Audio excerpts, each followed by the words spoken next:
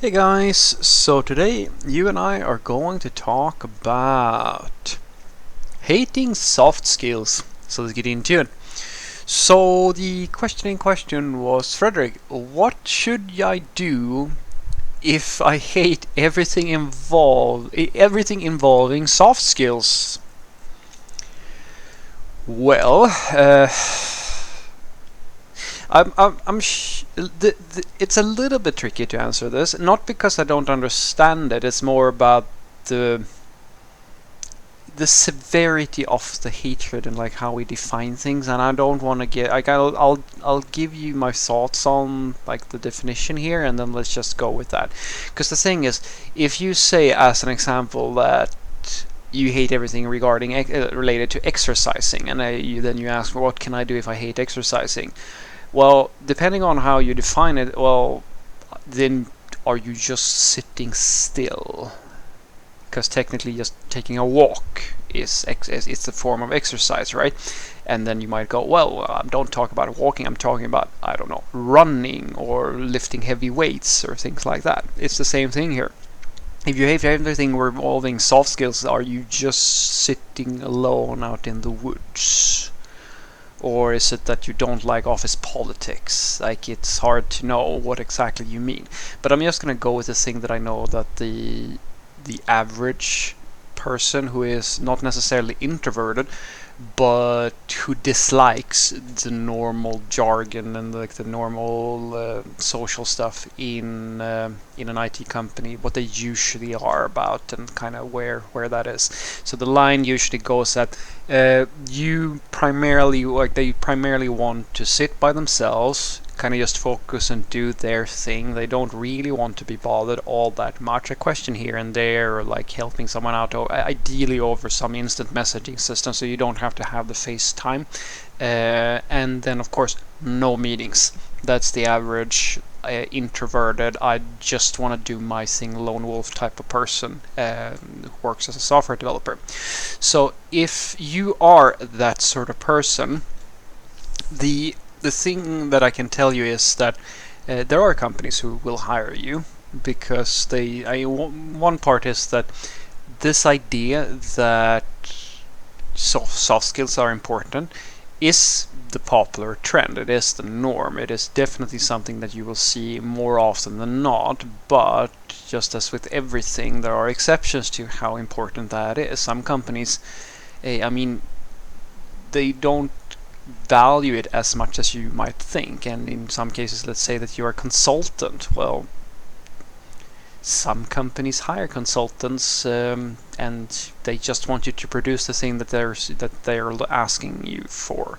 In many cases, that's actually the downside for a lot of people who are more socially inclined. Being a consultant can actually be a pretty demanding or punishing experience because of this thing, because they want to be part of discussions, they want to feel engaged in the work that they do, but they're treated as this hired resource or like this temp type of person, so they never really get that sort of thing. They're just looked at as some type of code factory. So that might be perfect for you. I will say, however, you usually the way you make up for lacking some soft skills, like you need to have some level, but it's really I'll give you the analogy. It's like the army. If you're gonna go into the army, it might be you get tested on multiple things, everything from intelligence to to stamina and cardio and stuff like that, to strengths and so forth. And everybody's a little bit different. Like you can be weaker in terms of strength and have a gooder like level of stamina and higher intelligence, and or you could be like lower intelligence, better physical, things like that. It's the same thing here. If you are really good at what you do, and the role that they are hiring for isn't really something that demands, or like that they don't value high soft skills, then you're pretty much fine. It all depends on the gap. One thing I will tell you, however, is that basic social skills are a requirement for practically everything you do. That doesn't hopefully come as a surprise. Basic soft skills are a requirement for being part of human society, and I'll not get in get preachy with you, but if you for some reason have such issues just talking to other people or interacting in any kind of way, I think that you should try to fix that rather than try to find a way to never have to talk to anybody. That's just my 2 cents on the matter.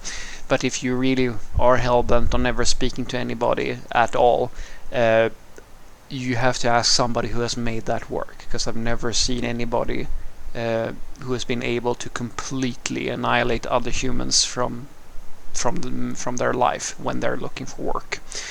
So what I want you to take away from this is that it is possible to get by, even though you hate everything regarding soft skills. It really depends on how you define things. I suggest to you that if you have some type of extreme situation where you really can't stand being around with other people, I don't know how you're getting by unless you are. I would be surprised if that's not some type of mental condition that you might want to look at, because it's something that, or a psychological thing. It's definitely something you should look at. And on the other hand, you don't have to be the life of the party to survive in a IT company. In many cases, weak your soft skills. I mean, it's not uncommon, and it really comes down to how, like, your average, how good are you in comparison to in your tech skills, for say, versus your soft skills and so forth. So you can absolutely get by, even if you're not all that into the social aspects of coding. Have a great day.